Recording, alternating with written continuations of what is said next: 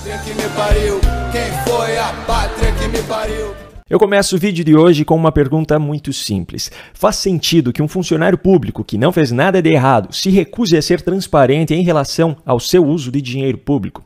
Pois é, eu penso o mesmo que você. Essa resposta é óbvia. E é justamente por isso que eu imagino que você também ficará indignado com essas matérias. Primeiro, a Folha de São Paulo publicou, por volta de meio-dia da última sexta-feira, uma matéria sobre Dias Toffoli, ministro do STF, ter gasto R$100 mil do STF, que é dinheiro público, com diárias de um segurança em Londres e Madrid. O Sistema Integrado de Administração Financeira, o CIAF, aponta que o valor corresponde ao pagamento de 25 diárias internacionais dos dias 23 de abril a 17 de maio. O STF, no entanto, omitiu informações sobre as viagens feitas por Dias Toffoli, então não é possível saber se ele passou mesmo 25 dias no exterior. O que se sabe é que ele participou do Fórum Jurídico Brasil de Ideias em Londres entre os dias 24 e 26 de abril, foi convidado a participar de um debate jurídico em Madrid, mas participou de forma remota no dia 2 de maio e participou também em Madrid de um outro evento jurídico entre os dias 6 e 8 de maio. Desde a viagem à Europa para a participação do primeiro evento, o de Londres, Toffoli tem participado das sessões do STF por videoconferência, sendo inclusive o ministro recordista nesse tipo de participações em 2024. Já foram 10 vezes. A justificativa do STF para o valor exorbitante de R$100 mil com diárias de um segurança é de que contratar segurança no exterior é mais caro do que no Brasil. E só. Mas a situação piorou ainda mais. Após os questionamentos feitos pela Folha de São Paulo, o Supremo tirou do ar o portal de transparência que continha informações sobre gastos com passagens, diárias, funcionários, contratos, etc., como foi mostrado pela própria Folha de São Paulo em matéria publicada também na sexta, por volta das 3 da tarde. A justificativa dada pelo STF, segundo a matéria, é de que a ferramenta de gerenciamento dos sistemas de dados está em processo de atualização e ainda, segundo o tribunal, por esse motivo não é possível confirmar os R$564 mil gastos com diárias no exterior somente em 2024, como a Folha havia identificado antes do site ter sido retirado do ar.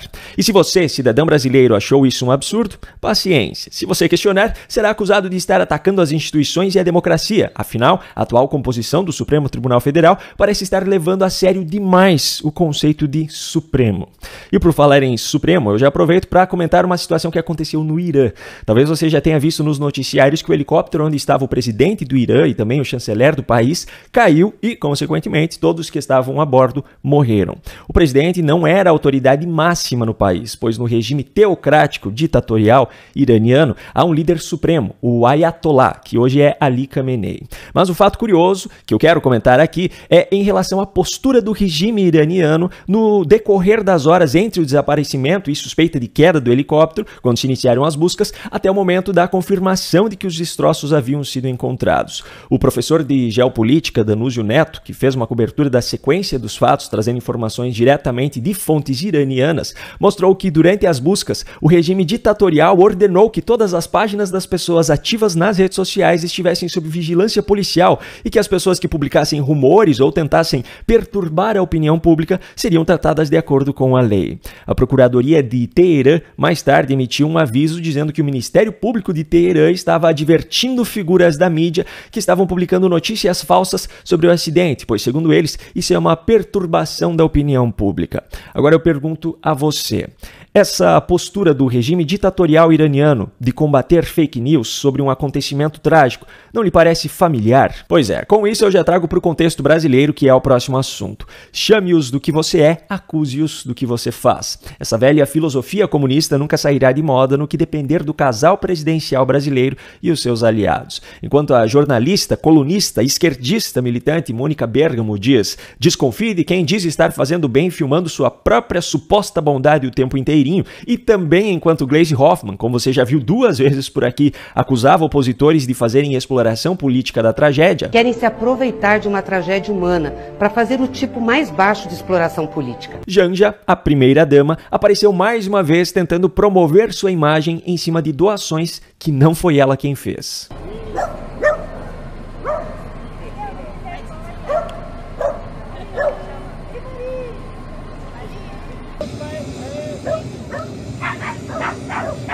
Pronto. Agora, por favor. A gente, vocês sabem, desde o começo dessa tragédia do Rio Grande do Sul, das enchentes, o quanto a proteção dos pets, o resgate está sendo importante. As jornalistas militantes se revoltam com pessoas que mostram que estão fazendo doações ou mostram que estão lá no Rio Grande do Sul atuando como voluntários, mas não se revoltam com o fato de Janja usar de toda a estrutura pública para promover a sua imagem, não apenas publicando nas redes sociais, mas ainda convocando a imprensa para fazer imagens. Aliás, jornalistas publicam ainda como se fosse bonito Lula e Janja se destacarem nas redes durante a tragédia gaúcha, como fez Lauro Jardim no jornal O Globo. Mas esses jornalistas não precisam se preocupar, pois são os protegidos do governo, senão até algo mais, como os famosos exemplos dentro da Globo News. E por falar em Globo News, uma de suas jornalistas militantes, Andréa Sadi, fez uma declaração exatamente nos mesmos termos que fizeram outras pessoas serem investigadas pela PF a pedido de Paulo Pimenta. Rogério, essa família também, como a que você trouxe agora há pouco, é impossível a gente não ficar emocionado e ficar indignado, preocupado, porque nesse caso aqui, gente, o Estado não está chegando, o Estado não está chegando, o Estado não está chegando. E aí, será que nesse caso, com Andréa Sadi, Pimenta também dirá convictamente que é preciso botar pra e prender essa gente?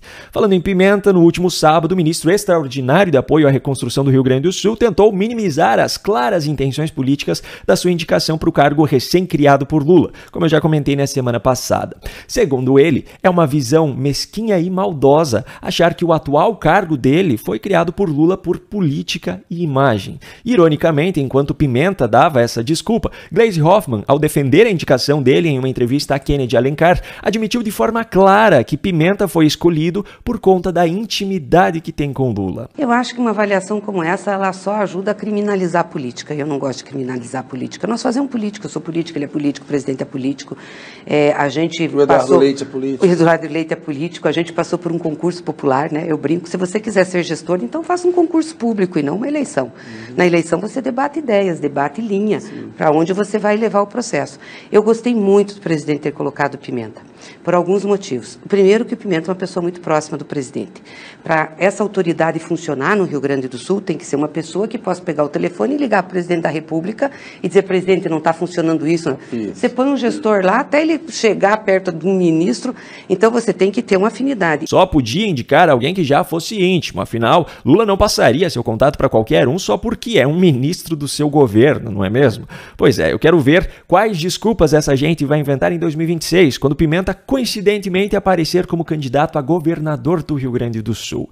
E falando em reconstrução, que é teoricamente o objetivo do cargo dele, uma matéria na coluna do Cláudio Humberto no Diário do Poder mostrou que até hoje nenhuma das casas prometidas pelo governo Lula ao Rio Grande do Sul no ciclone que aconteceu há 8 meses foi construída. Mas isso não impediu Lula de prometer construir casas para todo mundo naquela visita minuciosamente planejada em São Leopoldo na semana passada. Afinal, o que importa é o discurso, e de discurso o governo Lula entende, como mostra essa publicação da BBC News Brasil, que consultou economistas que apontaram que o governo estava superestimando seus esforços e inflando os valores anunciados. Eles se referem, por exemplo, aos 50 bilhões de reais anunciados como se fosse uma destinação de recursos do governo federal ao Rio Grande do Sul, quando na verdade a maior parte desse valor é relacionada a linhas de crédito e não recursos destinados pelo governo. Além do que, cagou regra burocrática para impedir que os deputados enviassem parte das emendas dos seus estados